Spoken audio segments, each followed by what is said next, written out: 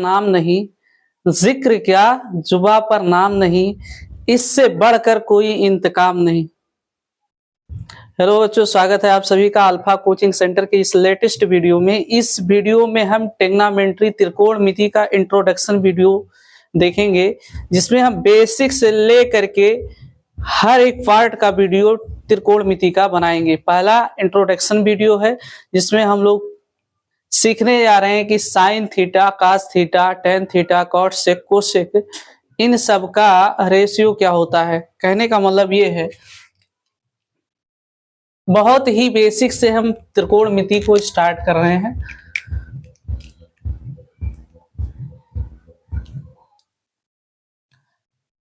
ये एक है समकोण त्रिभुज।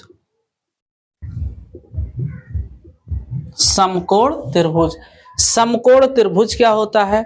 ऐसा त्रिभुज जिसका एक कोण 90 डिग्री का हो, उसे समकोण त्रिभुज कहते हैं। ऐसा त्रिभुज देखिए, ए बी सी, इसमें कोण बी जो है 90 डिग्री का है, इसलिए क्या है? समकोण त्रिभुज है, समकोण त्रिभुज। अब इसमें हम लोग देखते हैं लंब क्या होता है, कर्ण क्या है, आधार क्या है। बहुत ही बेसिक से हम त्रिकोणमिति की स्टार्टिंग कर रहे हैं, बने रहिए इस वीडियो में। ए बी सी, अब इसमें हमको पता ही नहीं है लंब कौन है, कर्ण कौन है, आधार कौन है। तो एक आप इस फार्मूले से दिमाग में रख सकते हैं, अगर थीटा इसको मानेंगे तो देखिए क्या, थीटा के सामने की भुजा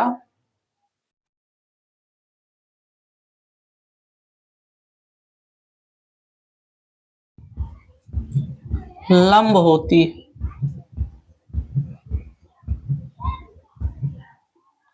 थीटा के सामने की भुजा लंब होती है।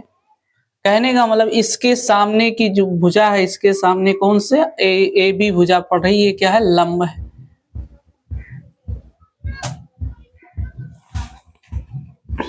दूसरा में पॉइंट है, 90 अंश के सामने की भुजा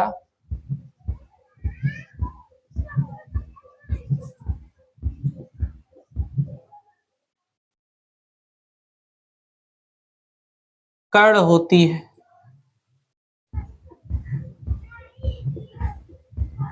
मतलब 90 अंश के सामने की जो भुजा है वही कर्ण है। इस 90 अंश के सामने कौन सा सब भुजा पड़ रहा है?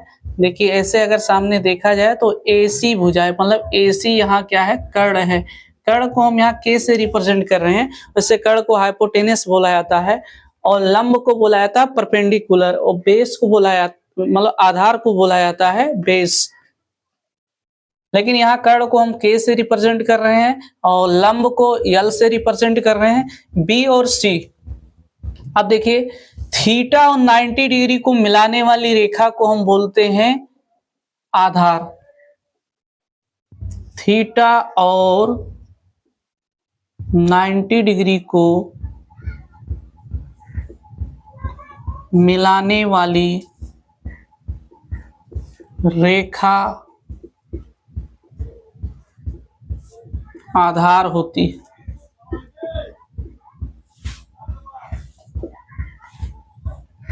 तो आधार को A से रिप्रेजेंट करेंगे यहाँ पर, तो ये आधार है, मतलब BC यहाँ आधार। अगर बाय द वे हमको नहीं मालूम है कौन क्या है, लंब, कर्ण, आधार कौन सा है, तो हमें ये मालूम होना चाहिए कि थीटा के सामने की भुजा को लंब कहते हैं, 90 अंश के सामने की भुजा को कर्ण कहते हैं, थीटा और 90 अंश को मिलाने वाली रेखा आधार होती है। तो एक हम ट्राइंगल ले रहे हैं, राइट ट्राइंगल। इसमें हम लोग पता करते हैं कि कौन लंब है, कौन कर्ण है, कौन आधार है। देखिए A B C, अब थीटा हम इसको मान ले रहे हैं। इसके हिसाब से आप बताइए कि लंब कौन है, कर्ण कौन है, आधार है? थीटा। अब देखिए क्या कह रहा है, थीटा के सामने की भुजा लंब होती। थीटा के सामने कौन सी भुजा इसके सामने है? ये वाली BC। यहाँ BC क्या है? लंब है। थीटा के सामने की भुजा लंब। और क्या कहता है? 90 अंश के सामने की भुजा कर्ण। तो 90 अंश के सामने की भुजा कौन सी है? ये वाली भुजा। इसके सामने जो पड़ रही है AC है। AC को हम क्या बोलेंगे? कर्ण। और थीटा और 90 अंश को मिलाने वाली रेखा, थीटा और 90 अंश को मिलाने वाली भुजा, ये क्या होती है? आधार। तो ये हो गया आधार।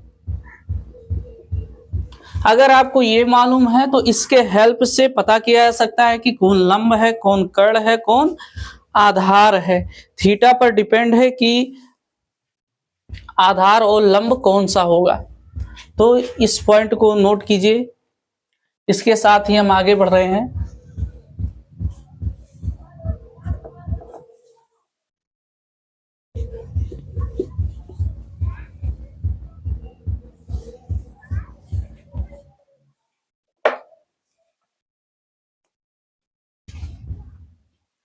अब कुछ त्रिकोणमितीय फलन है, साइन थीटा, कॉस थीटा, इसके बाद में टैन थीटा।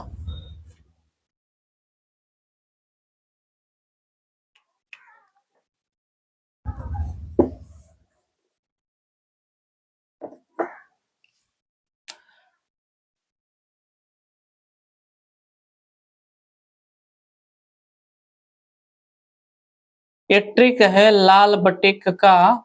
ऐसे कोई पूछे साइन थीटा बराबर क्या होता है, तो साइन थीटा बराबर आप बता सकते हैं लंब बटा कर्ण। पहला वाला ये जो लिखा हुआ है लाल बटेक का आप लिख लीजिए, और पहला जो रहेगा वो साइन रहेगा, दूसरा जो रेशियो रहेगा वो कास का रहेगा, तीसरा जो रहेगा टैन का रहेगा।